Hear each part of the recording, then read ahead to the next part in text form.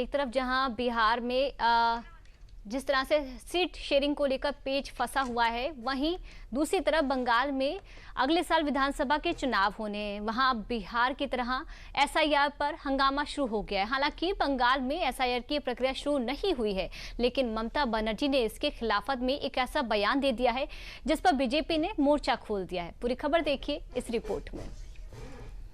কিন্তু তারা যদি এসব করতে যান তারা কিন্তু দাঙ্গা থেকে শুরু করে। ममता बनर्जी का ये धमकी भरा बयान बता रहा है कि जिस एसआईआर ने बिहार में विपक्ष की नींद उड़ाई, उसकी जांच ममता बनर्जी के सियासी पिटारे तक पहुंच चुकी है।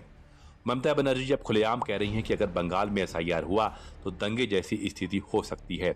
सोचिए, ये बयान ममता बनर्जी तब दे रही हैं जब वो खुद वर्तमान में बंगाल के मुख्यमंत्री हैं, जबकि बिहार में हुए एसआईआर के खिलाफ विपक्ष कोई भी पुख्ता सबूत नहीं दे पाया। इसके बावजूद सोचिए कि ममता बनर्जी जब इस तरह के खुलेआम दंगे की धमकी दे रही हैं, तो जाहिर है कि उनका सियासी स्वार्थ भी बड़ा ही होगा। इंडियन एजेंसीগুলোকে যারা বিজেপির কথায় আজকে শুধুমাত্র রাজনীতি করছে, গৌরীকরণ করছে, শিক্ষা থেকে শুরু করে সংস্কৃতি থেকে শুরু করে ভোটার লিস্ট থেকে শুরু করে উৎসব থেকে শুরু করে সমস্ত এজেন্সিকে দিয়ে একজন মির্জাপুর আছেন ওখানে দিল্লিতে। এই মির্জাপুরদের মৃত্যু জীবনে হয় না, তারা চিরকালই বেঁচে থাকে নানা কাজের মধ্যে দিয়ে।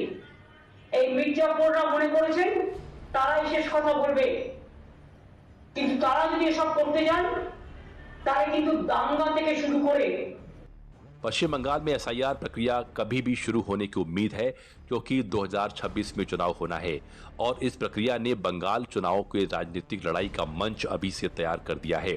एसआईआर के लागू होने को लेकर टकराव शब्दों की जंग में बदल चुकी है। ममता बनर्जी के इस बयान के बाद अब बीजेपी ने ममता बनर्जी के खिलाफ मोर्चा खोल दिया है।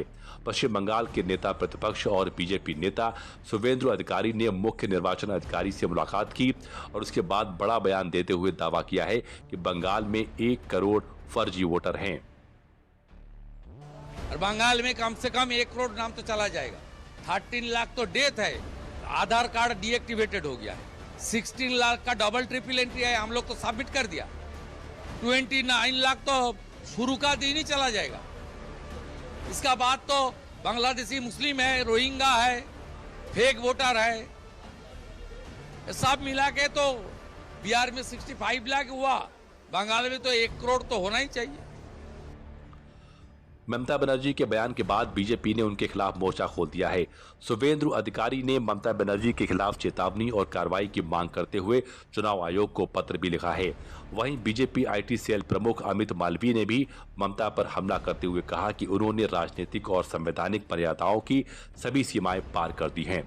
दरअसल ममता बनर्जी ने गृह मंत्री अमित शाह पर यह आरोप लगाया है कि एसआईआर के बहाने वो बैकडोर से एनआरसी लागू करना चाहते हैं।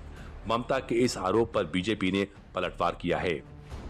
बनर्जी से इससे अच्छा क्या कोई आशा कर सकते, इससे अच्छा कोई आशा भी नहीं करता। एसआईआर इलेक्शन कमीशन का काम है, अमित शाह जी का काम नहीं है। इलेक्शन कमीशन तय करेगा एसआईआर होगा कि नहीं होगा। तो इलेक्शन कमीशन ऑलरेडी तय कर चुका है कि एसआईआर होगा और भारत में पहली बार एसआईआर हो रहा है, ऐसा नहीं है। 1952 से एसआईआर शुरू हुआ, 2002-3 में एसआईआर हुआ है। ममता बनर्जी लोगों को भड़काने की कोशिश कर रहे हैं एसआईआर को एनआरसी के साथ जोड़ के। इससे पहले भी सीएए को उन्होंने एनआरसी के साथ जोड़ के काम किया और वो पीएफआई के एजेंट के रूप में काम किया। उस समय पीएफआई जो बोल रहा था और ममता बनर्जी की भाषा एक ही भाषा थी और इसी के कारण बंगाल में बहुत सारे जगह में दंगा हुए, हिंदुओं के घर जलाए गए, रेल स्टेशन तोड़े गए, जलाए गए। क्योंकि इसमें पूरा साफ हो रहा है कि आहिस्ता आहिस्ता करके पिक्चर पूरा क्लियर हो रहा है कि ममता बनर्जी जैसा बिहार में इतना 65 लाख वोटर का नाम फेक वोटर था, बाद गए हैं, इसमें वो डर गया है क्योंकि यहाँ पे सबसे ज़्यादा फेक वोटर्स बांग्लादेशी लोग यहाँ पे है, रोहिंगा लोग यहाँ पे है, इसलिए उनका नाम बात चला जाएगा। तो इस टाइम में इस बारे में इसको चुनाव जीतने का कोई आशा नहीं है, इसलिए डर के हमारा जनता को कंफ्यूज करने के लिए एनआरसी का बात उठा रहे हैं। जो ओरिजिनल वोटर है, यहाँ के रेसिडेंट्स हैं, उनका नाम क्यों बात जाए, लेकिन जो बांग्लादेशी घुसपैठिया हैं उनका तो नाम बात जाना ही है और इसीलिए एसआईआर हो रहा है। और निश्चित जान लीजिए उसके साथ साथ जो और फर्जी वोटर है, दूसरी जगह नाम है, यहाँ भी है, डबल है, किसी का डेथ हो गया उसका नाम है, इस सब तो छटाई होना, ये तो सिस्टम है। अरे इसलिए SIR हो रही है, डर क्यों रहे हैं आप? हर 20-25 साल में होता है और एक प्रोसीड्योर हो रहा है, लेकिन आपको डर है कि आपने जो बांग्लादेश से बुला कर लोगों को वोटर बनाया यहाँ। दरअसल ममता बनर्जी का ये बयान ऐसे ही नहीं आया है। बंगाल में पिछले 2 दिनों में उप निर्वाचन आयुक्त और वरिष्ठ आयोग अधिकारी, जिलों के चुनाव अधिकारी, ERO और बूथ स्तर के अधिकारियों के साथ बैठकें कर स्थिति का जायजा ले रहे हैं। जानकारी के अनुसार इन बैठकों का संदेश साफ है कि किसी भी अनियमितता को बर्दाश्त नहीं किया जाएगा और SIR किसी भी समय लागू किया जा सकता है।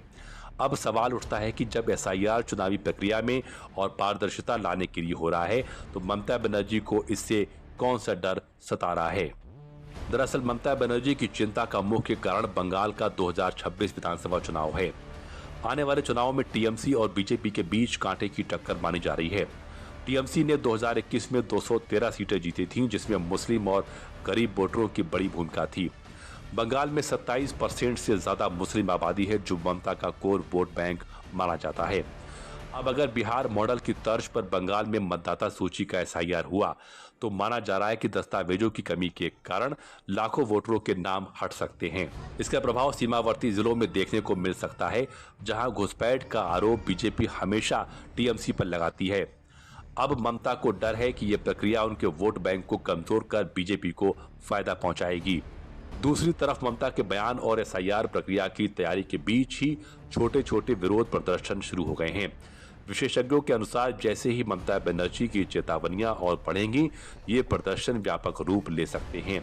इन घटनाओं से ये भी साफ हो गया है कि 2026 विधानसभा चुनाव से पहले पश्चिम बंगाल में SIR को लेकर एक तेज राजनीतिक युद्ध होने वाला है, जिसमें BJP और TMC आमने सामने होंगी।